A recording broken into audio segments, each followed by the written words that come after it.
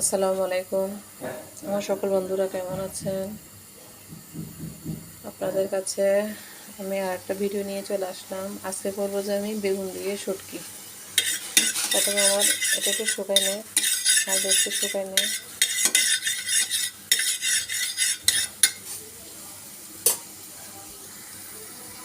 প্রথমে দিয়ে দিলাম তেল,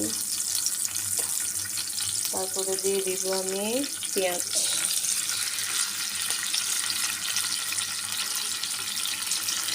আজকে বেগুনটা রান্না করবো বন্ধুরা লোটটা শুটকি দিয়ে। একটু কষাই নেই।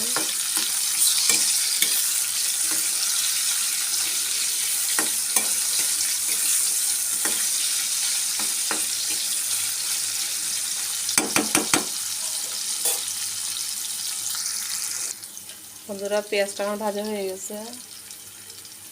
এখন আমি দিয়ে দিব বেগুন।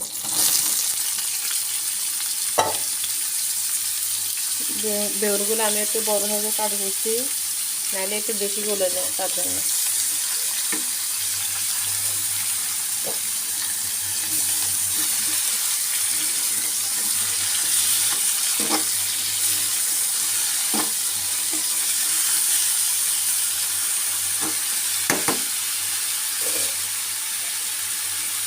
তারপরে দিয়ে দিলাম মরিচের গুঁড়া, হলুদের গুঁড়া, সামান্য লবণ।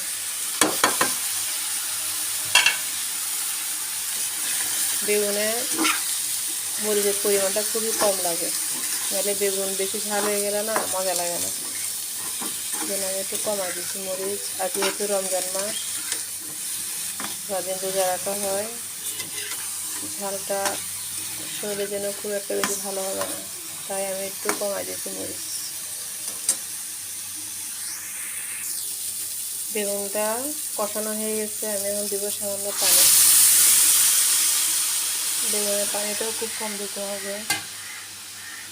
কম দিছি কিন্তু বেগুনটা উপরের দিকে উঠে গেছে, তো বেগুন কিন্তু ভেসে যায় পানিতে, এই জন্যই মনে হচ্ছে পানিটা বেশি দিয়ে গেছে। আমি একদম কম দিয়েছি, মাখা মাখা করে রান্না করবো।